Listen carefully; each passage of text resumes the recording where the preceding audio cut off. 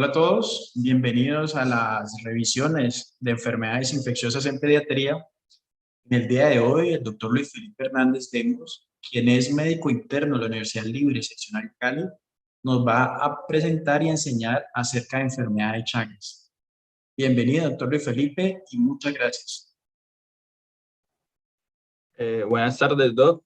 Entonces, la exposición de hoy es sobre enfermedad del Chagas. Entonces, vamos a empezar.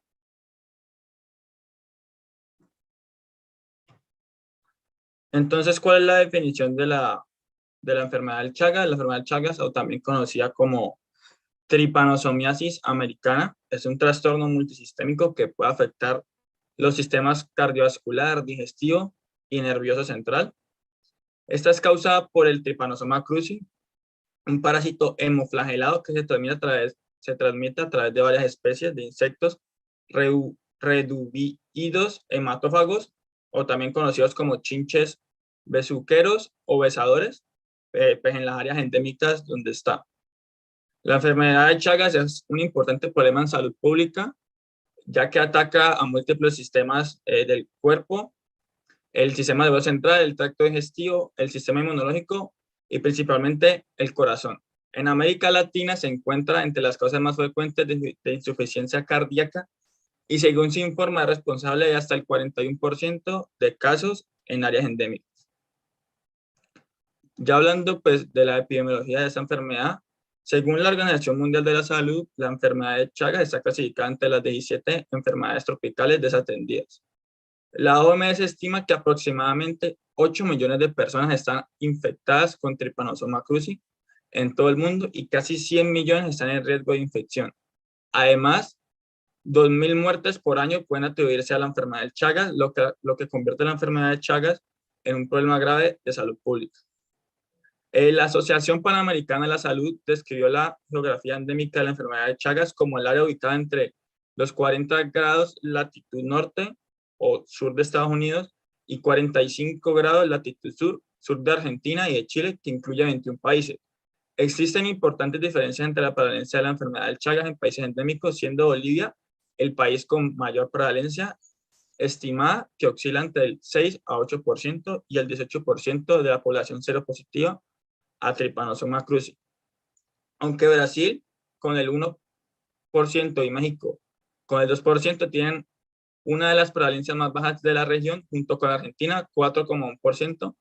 Estos países albergan más de la mitad de la población infectada en América Latina. En los países endémicos, la transmisión de la enfermedad del Chagas está medida principalmente por vectores, predominantemente en las zonas rurales, ya que la infraestructura rudimentaria proporciona el entorno para el desarrollo y la reproducción del vector. Sin embargo, las tendencias migratorias de las zonas rurales a las urbanas han puesto de relieve otras formas de transmisión y han cambiado la epidemiología de la enfermedad de Chagas, que actualmente afecta tanto a las zonas periurbanas como a las urbanas. Además, se estima que también en las Américas existirán cerca de 2 millones de mujeres en edad reproductiva infectadas por Trypanosoma cruzi, de las cuales 4 a 8% transmitirán la infección al feto por vía transplacentaria, y consecuentemente nacerán anualmente unos 15.000 niños con Chagas congénitas.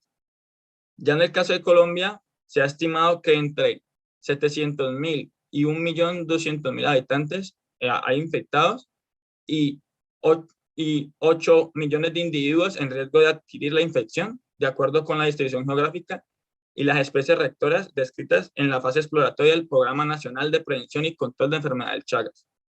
Los principales vectores de la tripanosomiasis americana adaptados a hábitats humanos son en el orden de importancia: el Rhodidus prolixus, el Triatoma dimiridata, Triatoma venosa y Triatoma maculata.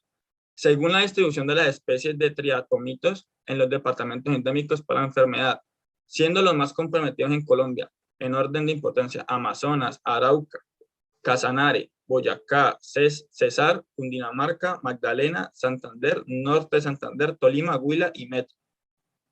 La enfermedad del Chagas puede ser transmitida por estas formas: de forma vectorial, por transfusión sanguínea o trasplante de órganos; verticalmente de la madre al feto, dando lugar a la forma congénita; y cuarto, como resultado de accidentes por laboratorio, y quinto, a través de la vía oral, por el consumo de alimentos contaminados.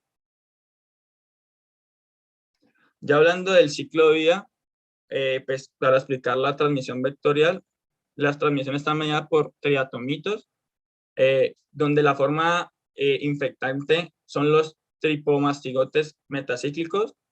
Ingresan al humano a través de la excreción de los triatomitos, ya que los triatomitos tienen el hábito de defecar mientras se alimentan de la sangre, y el parásito ingresa al huésped a través de las membranas mucosas o cuando se desencadena una rotura de la piel, rascándose mientras lo muerde.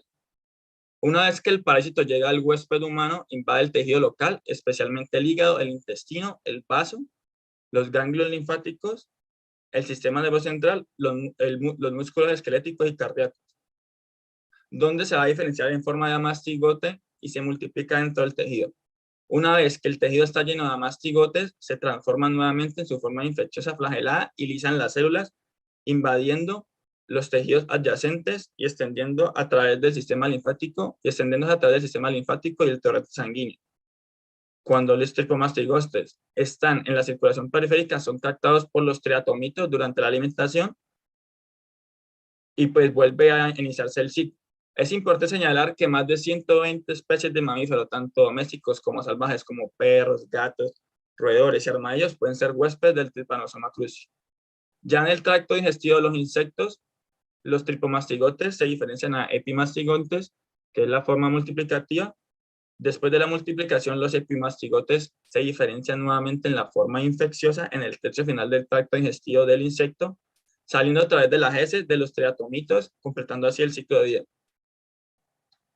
Aunque el Trypanosoma cruzi no es patógeno para este vector, el éxito en esa parte del ciclo de vida del Trypanosoma cruzi depende de varias moléculas y factores, especialmente de la microbiota intestinal del insecto, que pueden experimentar cambio debido a infecciones que incluyen una disminución de la aptitud. Ya explicando la patogenia, la enfermedad de Chagas tiene unas fases, que es la fase aguda, la fase crónica, y también puede ser una patogenia cuando hay un Chagas congénito. Entonces vamos a hablar primero de la fase aguda. La fase aguda inicial se caracteriza pues, por una alta parasitemia, en la que el parásito asume una forma de tripomastigote e invade el hígado, el intestino, el vaso, los ganglios linfáticos, el sistema nervioso central y los músculos esqueléticos y cardíacos. En la fase aguda, los pacientes pueden presentar una enfermedad febril leve o estar asintomáticos. Después de la fase aguda, el Trypanosoma cruzi asume una forma divisoria o amastigote, desencadenando una inflamación, una reacción inflamatoria local. En la mayoría de los casos, el periodo agudo es asintomático, pero en las personas sintomáticas dura alrededor de 8 a 4 semanas e incluso se puede prolongar hasta los 4 meses. El periodo de incubación del parásito es variable y, entre otros factores, depende de la vía de transmisión. Si la penetración es por la conjuntiva ocular, se produce el llamado signo de Romaña, que es el que ven en la diapositiva, que se caracteriza por la aparición de edema bipalpebral unilateral, elástico e indoloro, acompañado de coloración roja y violácea en los párpados, congestión conjuntival e inflamación de los ganglios linfáticos satélites, preauriculares, generalmente, pero también pueden estar comprometidos los parotidios o submaxilares. El cuadro clínico que desaparece espontáneamente en 2 a 3 semanas, si la penetración fue a través de la piel, aparece el denominado signo clásico llamado chagoma de inoculación, en cuyo caso se presenta como un nódulo subcutáneo redondeado, eritematoso duro e indoloro, acompañado de anopatías y fiebre. Aunque la afectación aguda es sintomática en aproximadamente el 1 al 10% de los casos, el síntoma más característico es la fiebre, siempre presente, usualmente prolongada y constante y no muy elevada, entre los 37.5 a 38.5 grados centígrados, acompañado de fatiga, cefalea, miocarditis, derrame pericárdico, taponamiento cardíaco, hepatomegalia o esplenomegalia y adenopatías. A veces ocurren erupciones cutáneas, pérdida de peso, diarrea o vómitos. En general, los síntomas persisten por 4 a 16 semanas, dependiendo de la gravedad, y luego la mayoría desaparece, incluso sin tratamiento etiológico, sin dejar secuelas aparentes. Durante la primera fase de la enfermedad, la afectación miocárdica es causada principalmente por la invasión del parásito al tejido cardíaco, lo que desencadena una respuesta inmunitaria e inflamatoria grave. Se teoriza que la respuesta inflamatoria puede estar asociada pues, a la persistencia de la parasitemia, que conduce a una respuesta autoinmune al tejido cardíaco, a establecer una estimulación antigénica continua o a limitar las proteínas del huésped cardíaco. La invasión cardíaca por la forma de mastigote también se asocia con la necrosis por coagulación de los cardiomiocitos y la degeneración hialina de las fibras musculares. Esta necrosis de coagulación puede dar lugar a áreas microisquémicas en zonas limítrofes entre las arterias coronarias sin la alteración de las propias arterias coronarias, principalmente debido al colapso difuso de las arterias intramiocárdicas. En modelos experimentales de la enfermedad de Chagas han demostrado que los cambios en la microvasculatura pueden aparecer debido a una combinación de trombos plaquetarios oclusivos y una mayor producción de citoquinas e inmunomoduladores que promueven el vasoespasmo y la agregación plaquetaria. Estas alteraciones pueden dar lugar a una dilatación del ventrículo izquierdo, a menudo asociada a aneurisma apical e inferovasal. Ya en el caso de la enfermedad de Chagas crónica, pues la parte cardíaca se caracteriza por una miocitólisis y una infiltración linfocítica en curso, como una respuesta inmunitaria adaptativa provocada por el parásito eventualmente que controla la infección aguda. Pero a menudo no se logra eliminar el parásito y puede haber una presencia o ausencia y producir una reinfección que puede influir en la afectación cardíaca durante la etapa crónica de la enfermedad.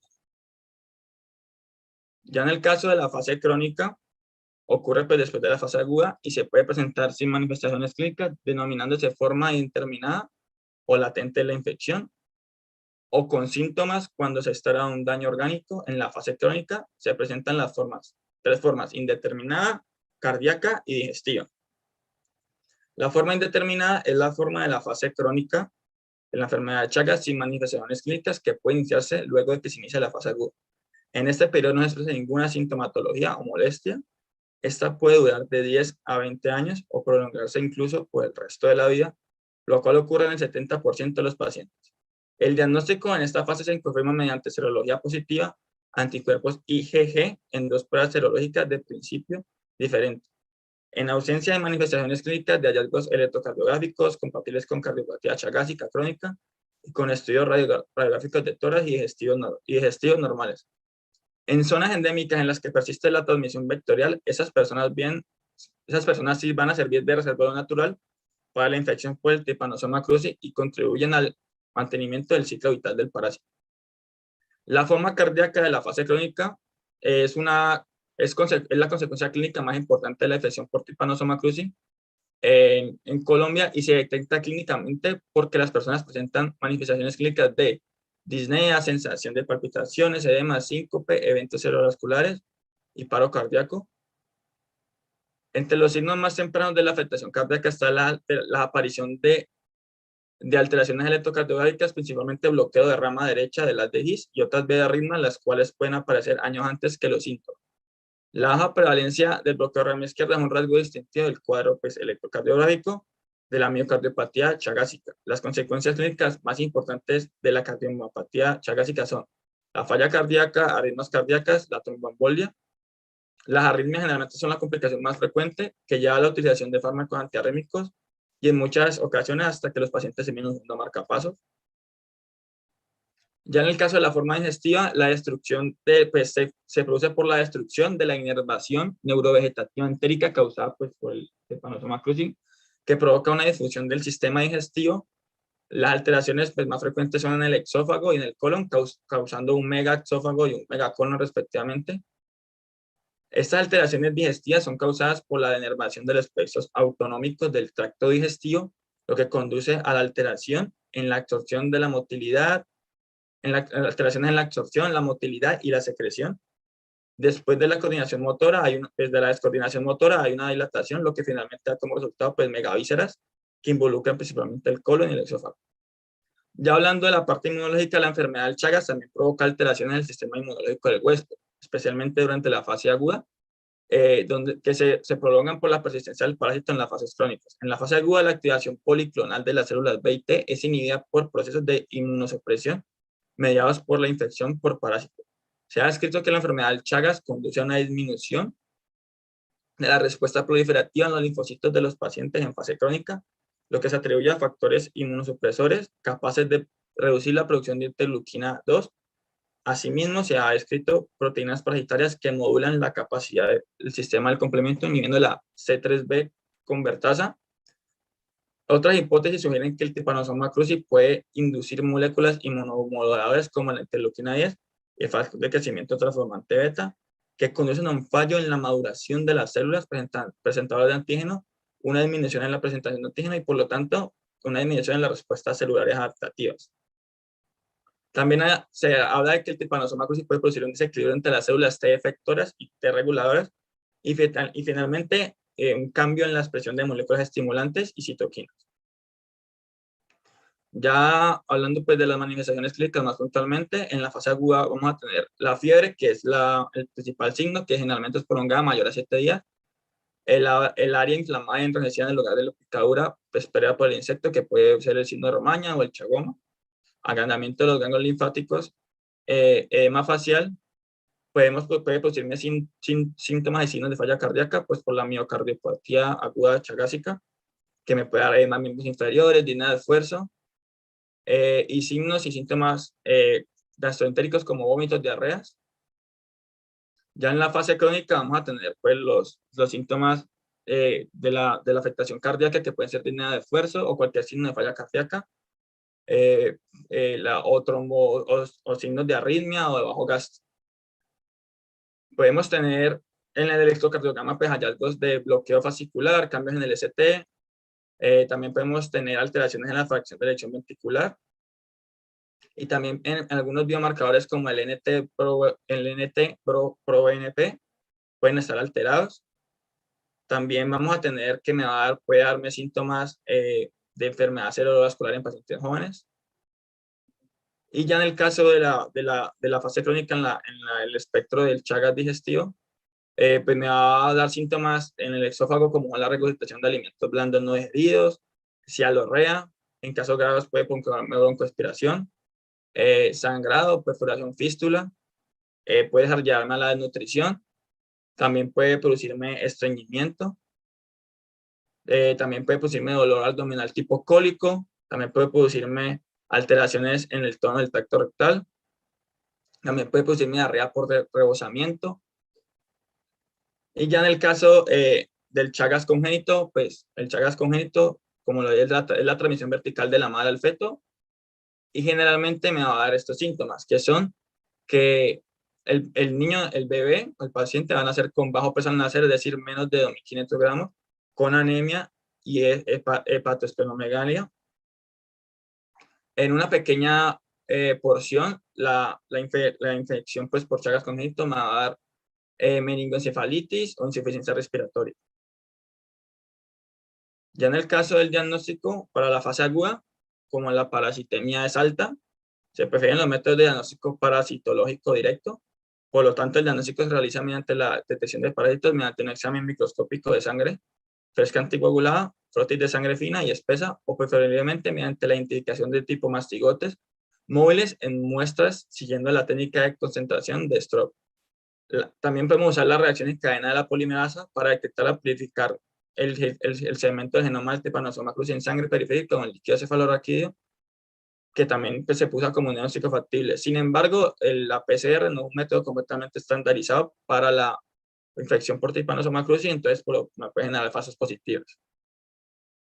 En la fase crónica, el mejor forma de diagnosticarlo es con la sospecha pues, epidemiológica, que debe sospecharse en personas que han vivido en países endémicos de América Latina y en los nacidos de mujeres en países endémicos. Y ¿qué síntoma, qué ayuda voy a usar para esto? Vamos a usar la serología, que vamos a solicitar inmunoglobulina IgG contra Trypanosoma cruzi, generalmente por ensayo de inmunoabsorción ligado a enzimas o el ELISA, y ensayo de anticuerpos inmunofluorescentes.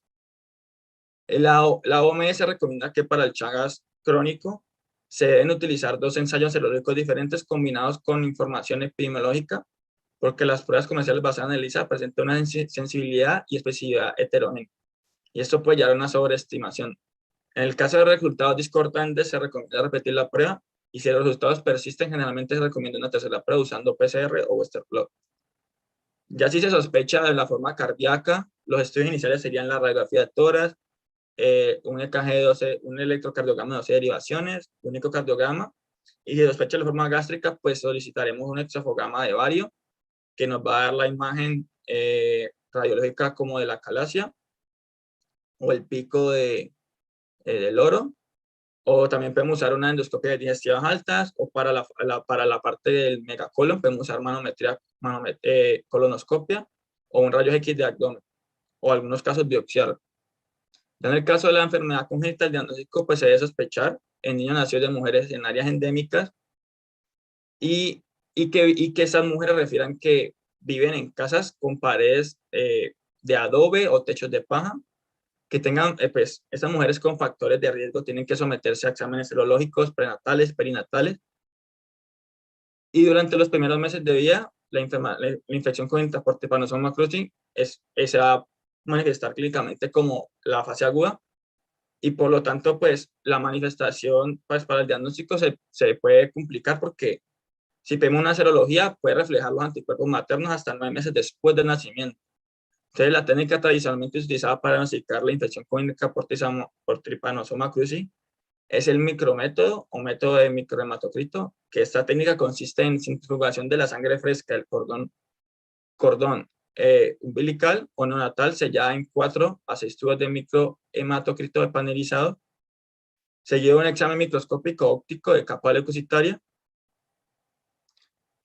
y hay un examen especial que recomiendan que puede usarse en cualquiera de las 3 fases y que se usa mucho, se recomienda mucho usarlo en sitios donde hay pocos recursos, que es el senodiagnóstico. Entonces, ¿qué es el senodiagnóstico? Es un método diagnóstico utilizado para documentar la presencia de microorganismos o patógenos de enfermedades infecciosas poniendo al tejido posiblemente infectado a un vector y luego examinar el vector para detectar la presencia del microorganismo o patógeno que pueda haber ingerido. ¿Qué quiere decir esto? Que básicamente hay hay unos triatomas en el laboratorio ya pues, criados que está demostrado que no tienen el Trypanosoma cruzi.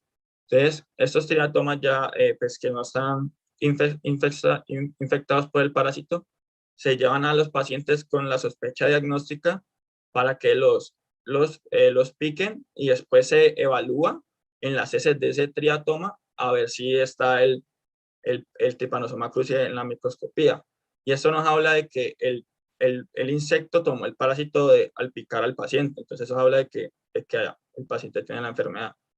Entonces es muy recomendado, sirve para las 3 fases y también es muy recomendado en zonas donde hay pues, dificultad en obtener las ayudas diagnósticas.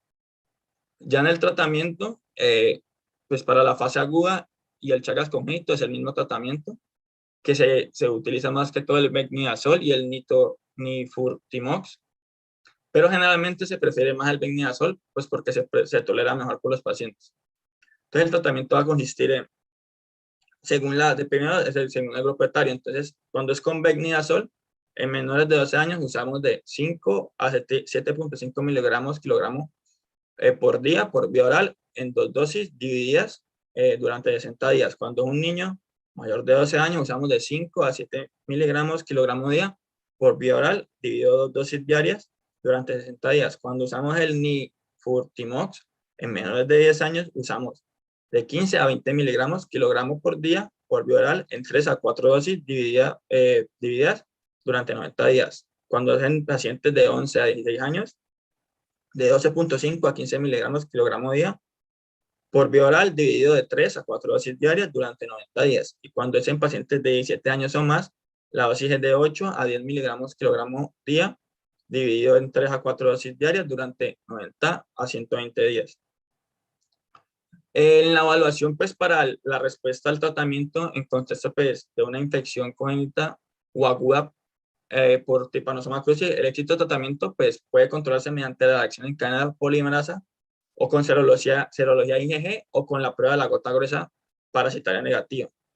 Las personas tratadas en la fase aguda y lactantes tratadas en el primer año de vida generalmente vuelven a la serología negativa a los meses de completar el tratamiento. Ya en el tratamiento de la fase crónica, Primero hay que aclarar unas cosas aquí, que las recomendaciones que dan para el tratamiento en la fase crónica es que solo se da tratamiento etiológico con los antiparasitarios en todos los casos de menores de 18 años, con el venidazol, el nifurtimox. En el resto de pacientes, la opción del tratamiento, o sea, el acceso al tratamiento con estos medicamentos, ya queda a criterio médico valorando el riesgo-beneficio. La evidencia actual sobre la indicación del tratamiento etiológico en adultos en fase crónica cuando hay un daño cardíaco en no es concluyente y el motivo de controversia debido a incertidumbre sobre el efecto parasitológico del tratamiento y el beneficio clínico.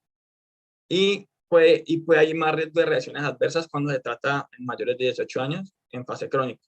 Entonces, la indicación de tratamiento en la fase crónica es para menores de 18 años y el manejo antiparasitario es el mismo que en la aguda, como ya les mostré en la diapositiva anterior en la tabla anterior, pero adicionalmente tenemos que dar el manejo sintomático para el espectro clínico que está mostrando el paciente. Entonces, por ejemplo, en el megaesófago, pues además del tratamiento antiparasitario, que ya mencioné, debemos dar tratamiento sintomático como si el paciente tuviera una calasia idiopática, que tiene el tratamiento con la y tiene como objetivo disminuir la presión en reposo del esfínter esofágico inferior a un nivel en el que el esfínter ya no impida el paso del material ingerido. Y los enfoques del tratamiento incluyen medidas dietéticas, tratamiento farmacológico con bloqueador de canales de calcio, intervenciones endoscópicas o quirúrgicas.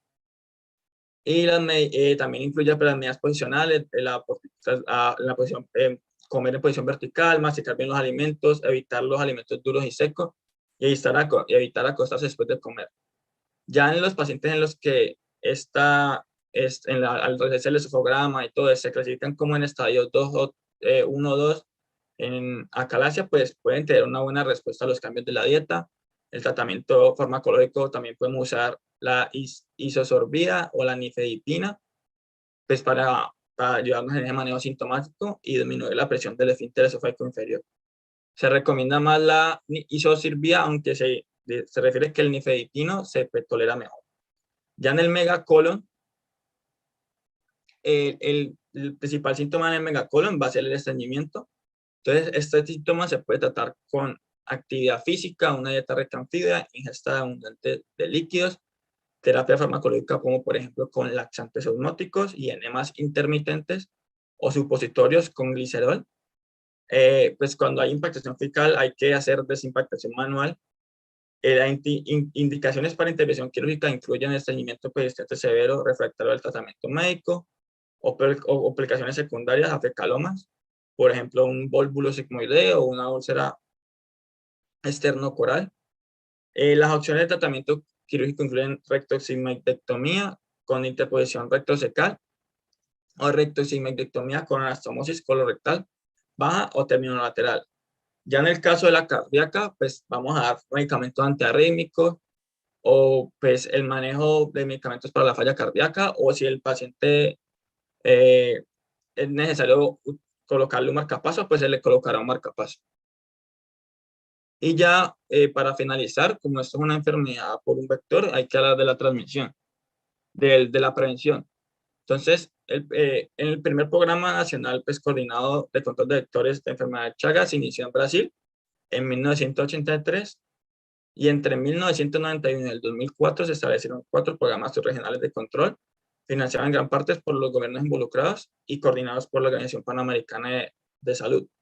La transmisión, pues, para evitar o prevenir que se transmita la infección por Trypanosoma cruzi, los primeros puntos que se tocaron para esto fueron la aplicación de insecticida en zonas endémicas o en sitios o zonas peridomésticas que pueden ser reservorios del vector. También se habla del adecuado diagnóstico, también del pronto tratamiento, y también incluyen que se deben eliminar los tratomitos de las casas que puedan tenerlo y así evitar la reinfestación de los pacientes. Y también es muy importante la prevención para prevenir el Chagas congénito, que si son madres que viven en zonas endémicas, estas tienen que acudir a un control prenatal adecuadamente para si el médico detecta factores de riesgo para contar enfermedad de Chagas, pues pueda pedir los exámenes diagnósticos para una adecuada y temprana identificación y un adecuado tratamiento. Muchas gracias. En la foto está el doctor Chagas, que fue al que se le debe el descubrimiento pues, de esta enfermedad. Doctor Luis Felipe, muchísimas gracias. Una excelente presentación de enfermedad de Chagas. Muchas gracias. No sé, los colegas presentes, alguna apreciación, alguna duda, alguna pregunta.